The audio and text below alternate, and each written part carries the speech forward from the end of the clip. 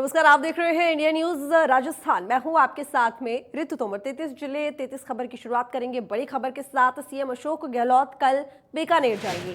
दोपहर 3 बजे हेलीकॉप्टर से जाएंगे बीकानेर। सीएम अशोक गहलोत एनएसयूआई के स्थापना दिवस समारोह में हिस्सा लेंगे।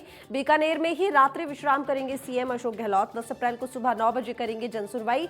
फिर रविवार को दोपहर 12 बजे जाएंगे नागौर। मूर्ति प्राण प्रतिष्ठा समारोह में हिस्सा लेंगे। बालाजी मंदिर में प्राण प्रतिष्ठा समारोह होगा। फिर सीएम अशोक गहलोत जाएंगे डीडवाना। महात्मा ज्योतिबा फूले छात्रावास का उद्घाटन करेंगे। उसके बाद मालिक समाज के कार्यक्रम में भी हिस्सा लेंगे सीएम अशोक गहलोत। तो कल बीकानेर जाएंगे सीएम अशोक गहलोत। उनका जो कार्यक्रम है वो कुछ इस तरीके से रहेगा, जिस तरीके से हमने आपको बताया। दोपहर 3 बजे हेलीकॉप्टर से जाएंगे बीकानेर और इसके साथ ही कई कार्यक्रमों में वो हिस्सा लेंगे। तो रविवार को दोपहर 12 बजे नागौर जाएंगे और मूर्ति प्राण प्रतिष्ठा समारोह में भी हिस्सा लेंगे। कार्यक्रम में शिरकत करेंगे। बालाजी मंदिर में प्राण प्रतिष्ठा का समारोह होगा जिसमें शिरकत करेंगे मुख्यमंत्री अशोक गहलोत। फिर सीएम अशोक गहलोत जाएंगे डीडवाना और वहां पर जाकर महात्मा ज्योतिबा फूले छात्रावास का उद्घाटन करेंगे सीएम अशोक गहलोत। तो ये तमाम उनके कार्यक्रम हैं। तो कल बीकानेर के दौरे पर रहेंगे सीएम अशोक गहलोत और इसके साथ ही कई कार्यक्रमों में हिस्सा भी लेंगे।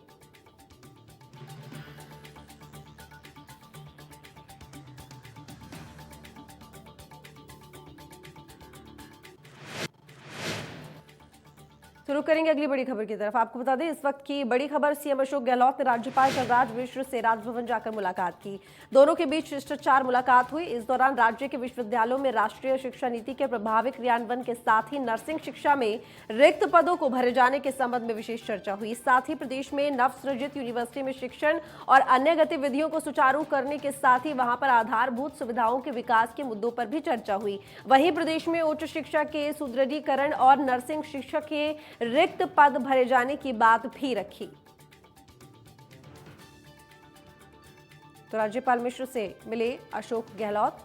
राजभवन जाकर कलराज मिश्र से मुलाकात की मुख्यमंत्री अशोक गहलोत ने। तो दोनों के बीच में ये शिष्टाचार मुलाकात।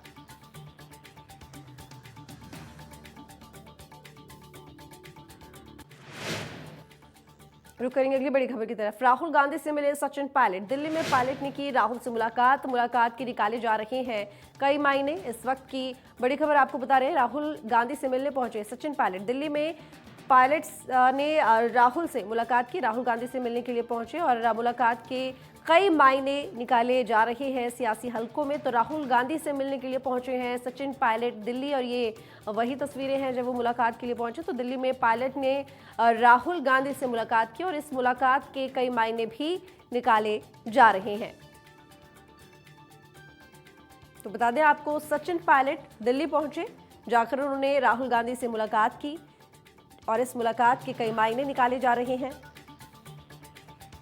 और जब से वो राहुल गांधी से मिलने पहुंचे उसके बाद से ही सियासी गलियारों में चर्चा का विषय बनी हुई है ये मुलाकात।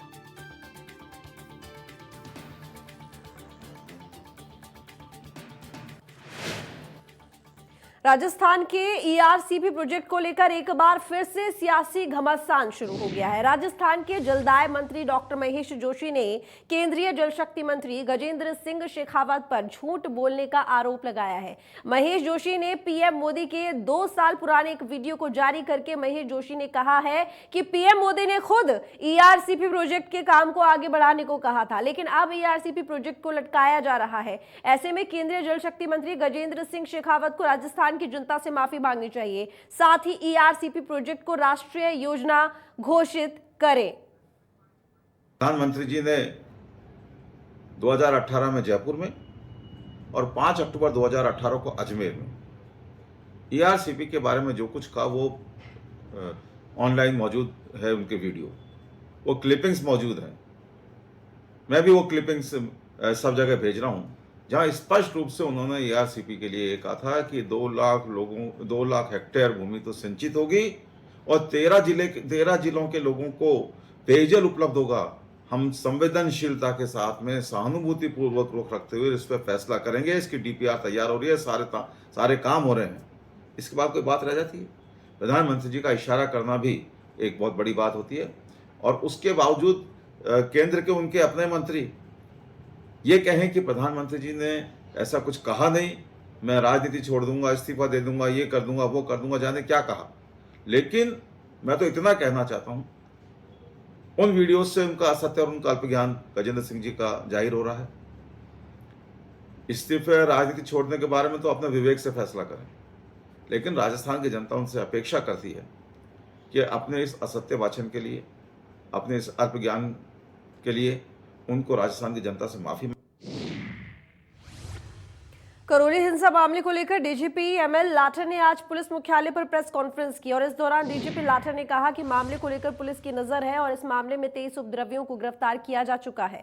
वहीं 44 उपद्रवियों को चिन्हित किया गया है। डीजीपी ने बताया कि घटना के संबंध में थाना कोतवाली ने 105 असामाजिक तत्वों को गिरफ्तार किया है और बाकी आरोपियों को जल्द गिरफ्तार कर लिया जाएगा। उन्होंने और क्या कुछ कहा, आइए आपको सुनाते हैं।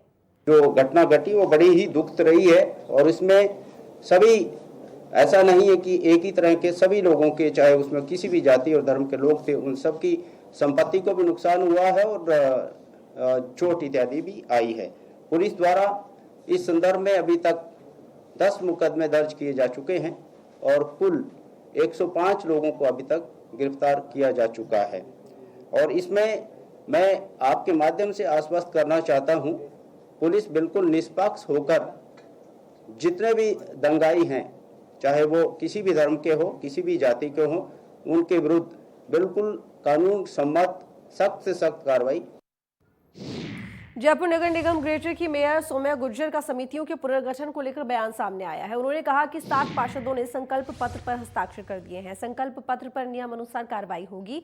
साथ ही पार्षदों के संकल्प पत्र पर बोर्ड बैठक में चर्चा होगी।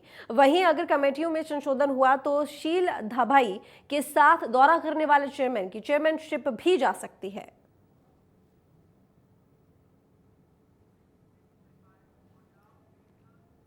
तो वहीं कोटा में यूडीएच मंत्री शांति धारीवाल ने अभिभाषक परिषद के पदभार ग्रहण समारोह में बतौर मुख्य अतिथि शिरकत की और इस दौरान उन्होंने पुराने एयरपोर्ट की जमीन पर मिनी सचिवालय बनाने की बात कही है। उन्होंने कहा कि हमारी मंशा है कि 9 हेक्टेयर की भूमि में मिनी सचिवालय बनाया जाए ताकि न्यायालय परिसर के साथ अन्य ऑफिस भी वहां पर संचालित किए जा सके। साथ ही उन्होंने नए एयरपोर्ट के लिए पुराने एयरपोर्ट की जमीन को बेचने नहीं देने की भी चेतावनी दी है। कार्यक्रम के दौरान पूर्व कार्यकारिणी सदस्यों ने नव निर्वाचित कार्यकारिणी के अधिकारियों को पदभार ग्रहण कराया और शुभकामनाएं दी।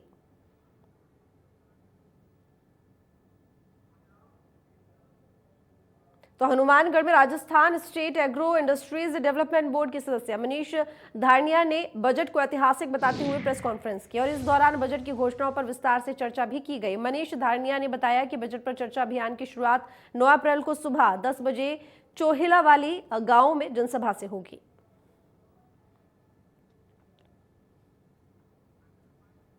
यशस्वी मुख्यमंत्री अशोक गहलोत जी ने एक ऐतिहासिक बजट देकर के राजस्थान के 8 करोड़ लोगों को राहत पहुंचाने का काम किया है। चाहे बिजली 50 यूनिट तक फ्री करने का मामला हो, चाहे संजीवनी योजना, उसके अंदर जो बीमा 5 लाख तक का मिलता था अब 10 लाख तक का, उस संजीवनी योजना में 10 लाख करने से गरीब आदमी भी अपोलो जैसे महंगे हॉस्पिटल में आत्मसम्मान के साथ जाके इलाज करवा सकता है। तो धौलपुर में विद्युत विभाग के सहायक अभियंता पर जानलेवा हमला कर गंभीर रूप से घायल करने के मामले में आरोपी विधायक गिरिराज सिंह मलिंगा को गिरफ्तार करने की मांग को लेकर डीडवाना में अनुसूचित जाति वर्ग ने मुख्यमंत्री अशोक गहलोत के नाम उपखंड अधिकारी कार्तिकेय मीणा को ज्ञापन सौंपा। ज्ञापन में उन्होंने घटना की कड़ी निंदा की और वहीं आरोपियों को गिरफ्तारी नहीं होने पर आंदोलन की चेतावनी भी दी है।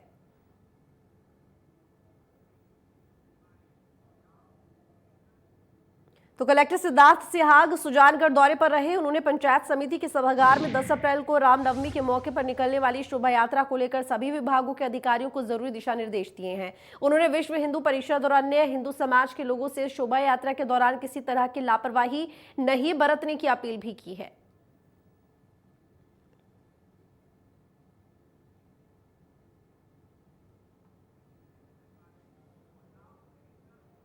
तो बीकानेर में विशेष योग्यजन आयुक्त उमा शंकर शर्मा ने सर्किट हाउस में दिव्यांगजनों की समस्याएं सुनी।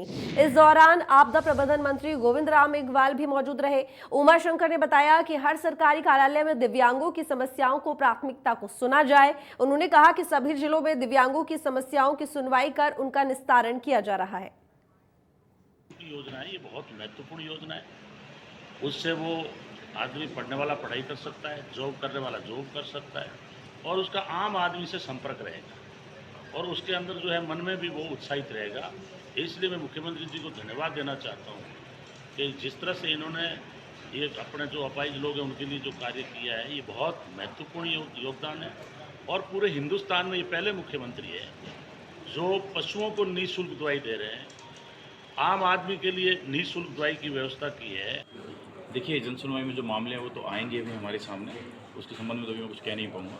अभी 11:30 बजे जनसुनवाई कार्यक्रम रखा गया है। उसके दौरान जब विशेषज्ञ जन आएंगे तो अपनी परियोजनाएं हमारे पास लेकर आएंगे तो उनको हम देखेंगे उसमें क्या समस्या है, उनको निस्तारण फिर किया जाएगा। साथ ही स्कूटी वितरण कार्यक्रम भी रखा गया है। इसके तहत विशेष योग्यजनों को स्कूटी वितरण की जाएगी, जिसके तहत वे स्वावलंबी बन सकें और साथ के साथ वे आर्थिक और सामाजिक रूप से राज्य की मुख्य धारा के अंदर आगे चलते हुए समाज के अंदर अपना अहम योगदान दे सकें।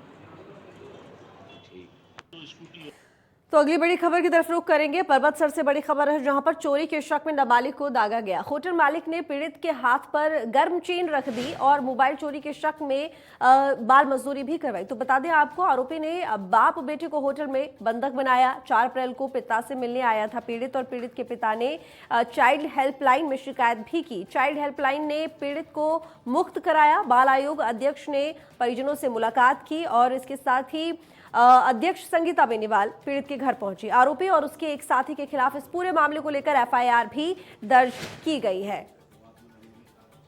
तो चोरी के शक में नाबालिग को मालिक ने दागा। बता दें कि पीड़िता, यहां पर जो पीड़ित के पिता है, उन्होंने ही चाइल्ड हेल्पलाइन में ये मामला दर्ज करवाया है और उसके बाद इस पीड़ित को मुक्त कराया गया। तो बाल आयोग अध्यक्ष ने परिजनों से मुलाकात भी की। अध्यक्ष संगीता बेनीवाल पीड़ित के घर भी पहुंची। तो बानसूर में प्रसिद्ध अमर बाबा गिरधारी दास महाराज के मेले का आयोजन 13 अप्रैल को किया जाएगा। मेले को लेकर उपखंड अधिकारी राकेश मीना ने बैठक की और बैठक में मेला कमेटी के सदस्य, पुलिस प्रशासन और सीएमएचओ डॉक्टर मनोज कुमार यादव मौजूद रहे। एसडीएम ने मेले को लेकर सुरक्षा के पुख्ता इंतजाम करने के निर्देश भी दिए हैं। बाबा गिरधारी दास जी का जो लगभग मेला है उसका आयोजन इस वर्ष भी किया जा रहा है। तो उसी मेले के आयोजन की तैयारियों के लिए आज जो मेला कमेटी के सदस्य और अध्यक्ष के साथ में तथा पुलिस और जो अन्य आवश्यक विभाग है मेले से संबंधित सुविधाओं के लिए, उनके साथ में मीटिंग आयोजन किया गया, जिसमें मेले की जो व्यवस्था। पोखरण के भादरिया गांव में प्रसिद्ध शक्तिपीठ भादरिया माता मंदिर में चैत्र नवरात्रि की सप्तमी तिथि को मेला लगाया गया। मेले में हजारों श्रद्धालुओं ने माता की पूजा कर मंगल कामना की। इस मौके पर कई राज्यों से श्रद्धालु पहुंचे। मंदिर समिति ने श्रद्धालुओं के लिए पानी की व्यवस्था की, साथ ही सुरक्षा व्यवस्था कड़ी की गई।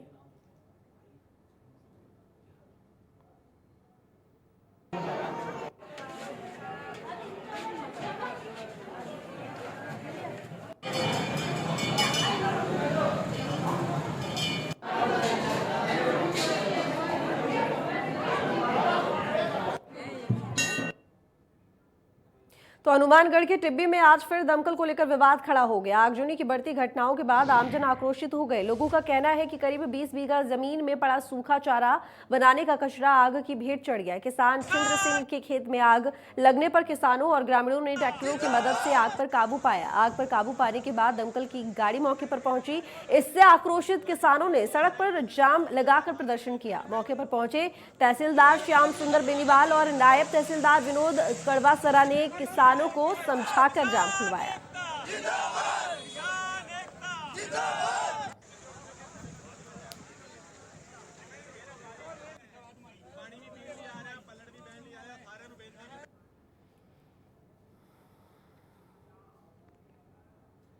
श्रीगंगानगर में जेल में हिंदू कैदियों की पूजा पर रोक लगाने के मामले में हिंदू संगठनों ने जेल के सुपरिटेंडेंट पठान का पुतला फूंका है। साथ ही केंद्रीय कारागृह के बाहर जमकर नारेबाजी की। इस दौरान पठान को पद से हटाने की मांग भी की गई।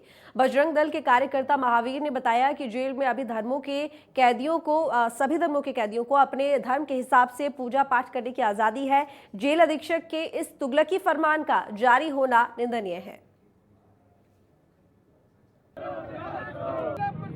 इस संबंध में मेरा ये आप लोगों से, सभी से, पत्रकार महोदयों से मेरा निवेदन है कि इस केंद्रीय कारागृह श्री गंगानगर में, चूंकि इस बार जो है नवरात्रा और रोजे जो है दोनों ही एक साथ हो रहे हैं और हमने दोनों ही धर्मों को एकदम अच्छे तरीके से परंपरा के रूप में अच्छे तरीके से पूर्ण करवाए जा रहे हैं।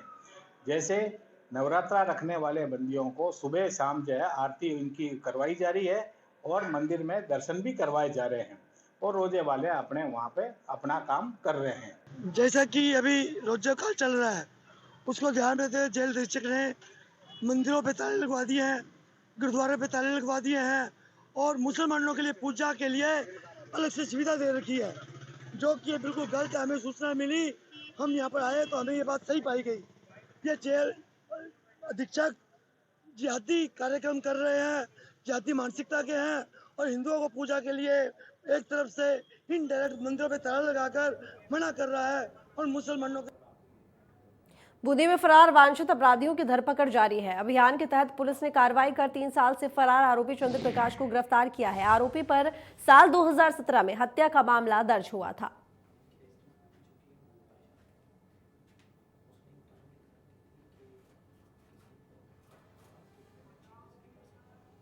तो सांचौर में पुलिस ने कार्रवाई कर कपड़ा दुकान में चोरी के मामले में 2 आरोपी को गिरफ्तार किया है। साथ ही एक किशोर को संरक्षण में लिया, वहीं 5,01,000 रुपए बरामद किए।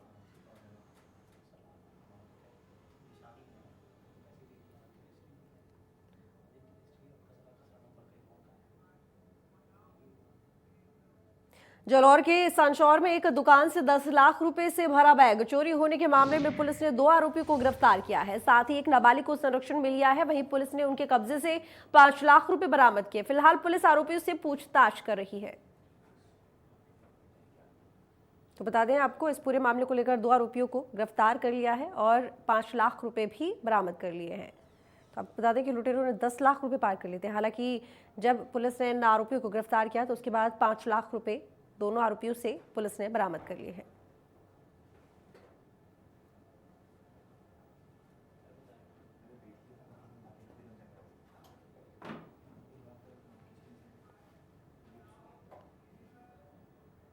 तो खबर पाली के सोजत से है, जहां रनिया बेरे पर हुई हत्या मामले ने तूल पकड़ लिया है। हत्या के विरोध में सिरवी समाज ने उपखंड कार्यालय के बाहर धरना प्रदर्शन किया। बता दें कि अज्ञात बदमाशों ने 70 वर्षीय बुजुर्ग की हत्या कर दी थी। पति की हत्या के बाद आरोपी ने पत्नी की गहने लूटकर फरार हो गए। वहीं सोजत के सीओ हेमंत जाखड़ इस पूरे मामले की जांच पड़ताल में जुटे हुए हैं।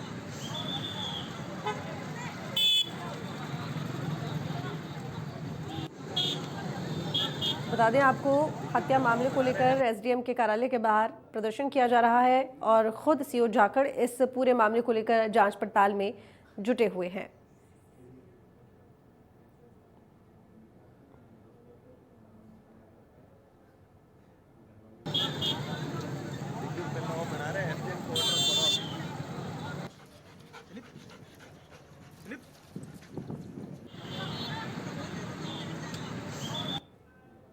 तो टोंक के अलीगढ़ में एक युवक का शव मिलने से सनसनी फैल गई है। सूचना मिलने पर पुलिस मौके पर पहुंची और शव का पोस्टमार्टम कराकर शव परिजनों को सौंप दिया। फिलहाल मामले की जांच की जा रही है।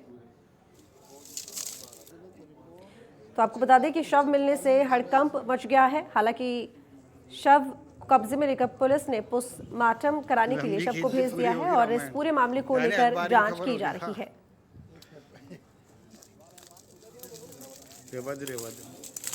कागज बना लेते।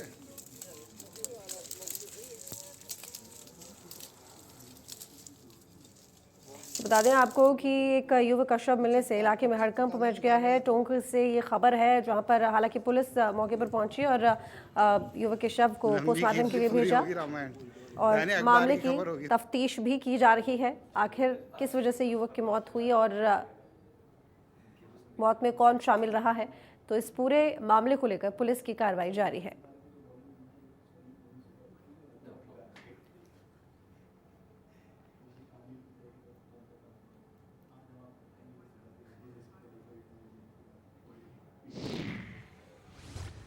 तो फिलहाल 33 जिले 33 खबर में बस इतना ही। देखते रहिए इंडिया न्यूज़।